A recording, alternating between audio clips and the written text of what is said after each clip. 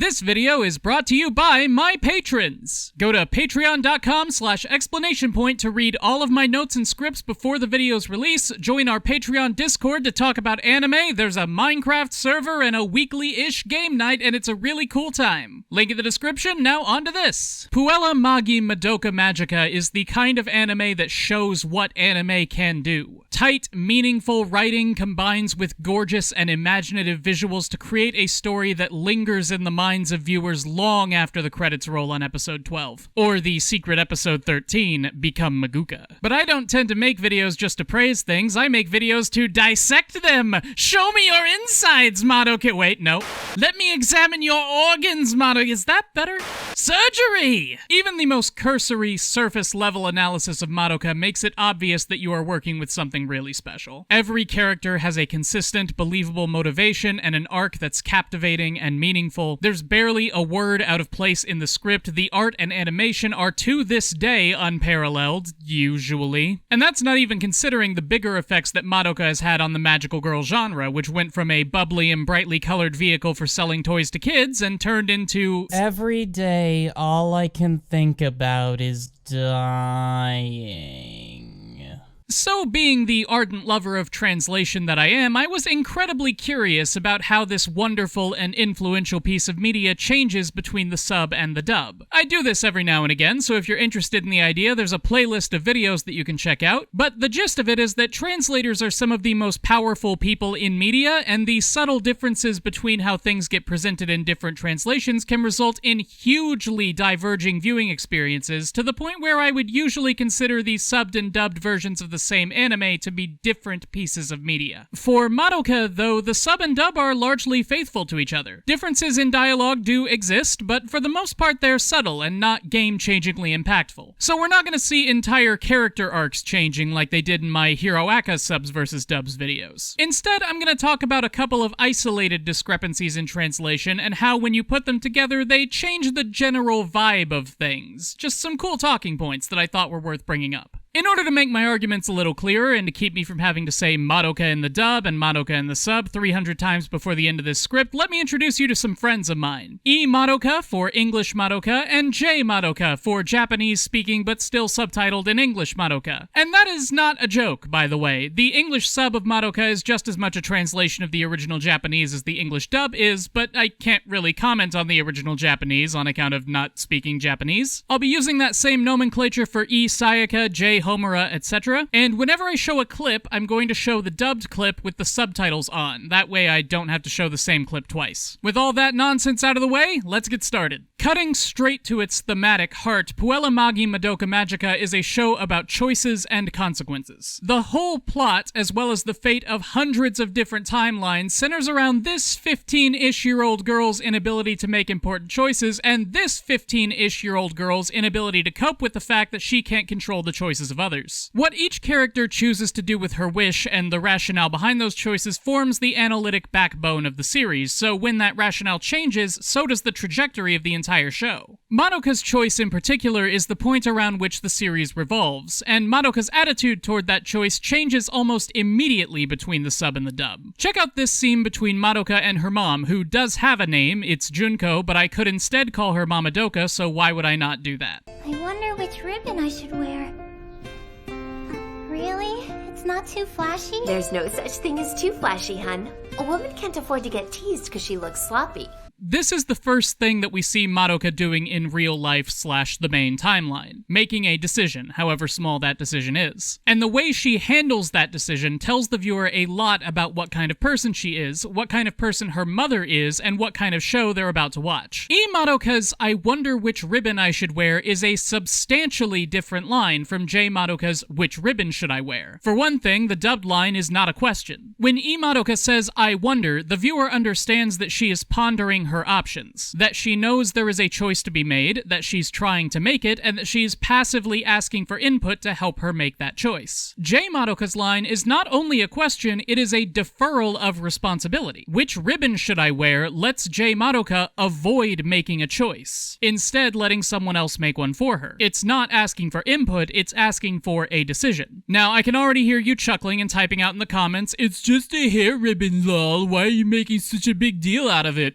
To which I respond, yeah, Madoka, it's just a hair ribbon, lol, why are you making such a big deal out of it? The fact that the choice itself is inconsequential matters. The first thing we learn about Madoka is that she has trouble making a decision about the color of her accessories. The rest of the show is about this same girl having unlimited cosmic power to make whatever decision she wants. If she has trouble with, I don't know if I want to wear the red hair ribbon, then how is she going to deal with, I don't know if I want to be God? And the phrasing of Madoka's doubt also affects the way that the viewer perceives Mamadoka's reaction to it. In the sub and the dub, Mamadoka is the one who makes the ultimate choice about the red ribbon. And in the sub and the dub, Madoka accepts that decision with little opposition. However, in the dub, where Madoka is pondering her choices and asking for input, Mamadoka choosing the red ribbon is a way of guiding Madoka's will. The phrasing of Madoka's dubbed line implies that she would eventually come to a choice and that Mamadoka is speeding that process along. In the sub, though, Madoka has thrust the burden of choice onto her mother, portraying herself as weak, malleable, and cripplingly doubtful in her own ability to make the right choice. This discrepancy between the sub and the dub extends to the next scene where the ribbons are brought up.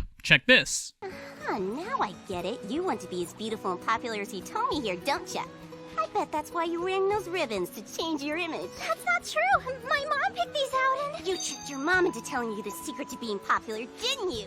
The most important things here are Madoka's reactions and Jay Sayaka's use of the operative word decided. E. Sayaka states a hypothesis. I bet you're wearing those ribbons to change your image, and E. Madoka refutes that hypothesis by saying, no, she didn't, her mommy dressed her. It's another way for her to refuse to take responsibility for her own self-actualization while still making a choice. Of course she's not changing her image. Her mom is changing her image, and she's just going along with it, which is a much more comfortable space for Madoka to be in because it doesn't involve her doing much under her own power. In the sub, Jay Madoka is almost offended at being accused of making a choice. When Jay Sayaka says, you've decided to start changing your image, Jay Madoka says, you've got it wrong, my mom made me. As if she had no choice in it whatsoever, as if choosing to wear a different accessory than she usually would is some heinous sin. Important to note that Mamadoka did not make her do anything in either version of the show. Jay Madoka, in fact, willingly gave up the power to choose her own outfit. She made the choice not to choose, and so when Jay Madoka says that her mom made her wear a certain ribbon, that's an important and consistent change in her character between the sub and the dub. E. Madoka's character arc is portrayed as her discovering things about herself and her relationship to the world that make her want to make certain choices. Despite the hardships and the struggles involved in becoming the magical girl kaiju comet that she is destined to be, E. Madoka is happy to take up that mantle, whereas Jay Madoka is consistently reluctant. This results in the dub framing Madoka's decisions in terms of wants, whereas the sub tends to frame them in terms of duty or destiny. Okay, real talk here, I love it when a show has a scene where there is a teacher giving a lecture about something because that makes my job really easy. It's like the show is just grabbing me by the face and being like, yo, Bryant, I know that you can't focus on something for 10 damn seconds, but look at the screen, this is the themes. Early on in the series, Madoka's teacher talks about the difference between the active and the passive voice. The grammatical difference between the subject of a sentence doing something and the subject of a sentence having something done to them. This clearly reflects the biggest question that Madoka Magica poses. Is Madoka an agent? Is she capable of making a choice? Does she have free will? And if so, is she willing to use it? All important questions, no matter what version of the show you're watching, but in a lot of ways, the difference between the active and passive voices is also emblematic of the different attitudes that the sub and dub have toward the issue of Madoka's free will. In fact, there's a translated line that displays this quite well. In episode 2, when Mommy is dumping some exposition, she says this. Since Kyubei chose the two of you, that means you're both involved in this, like it or not.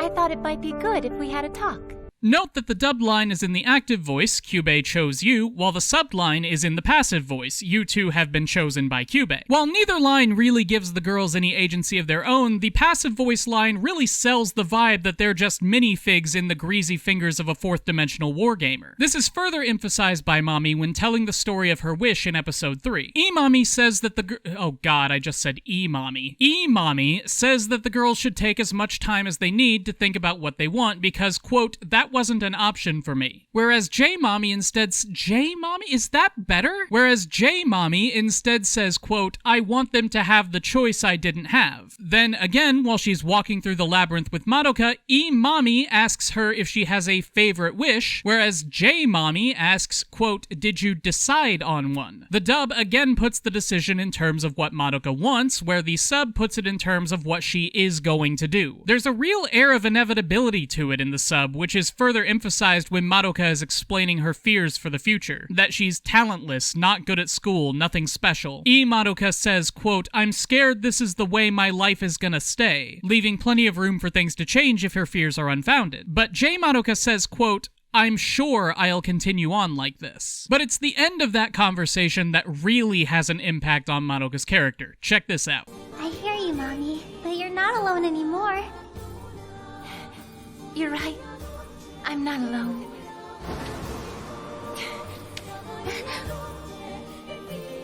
I found someone who's willing to stand and fight by my side from now on. Will you really stay with me? Yes, if someone like me will do.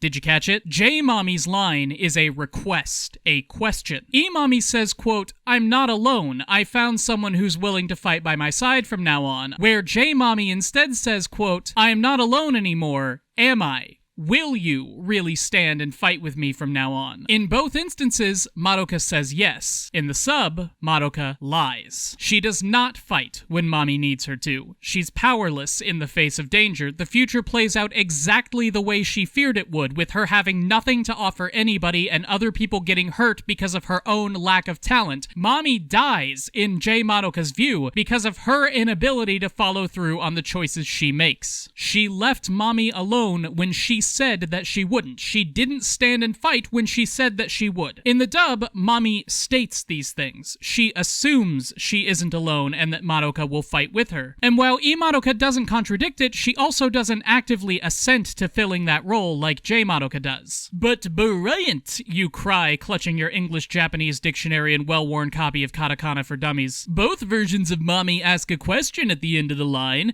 and that's the question Madoka was answering. It's the same question both times and the same answer word for word. Doopa hoopa.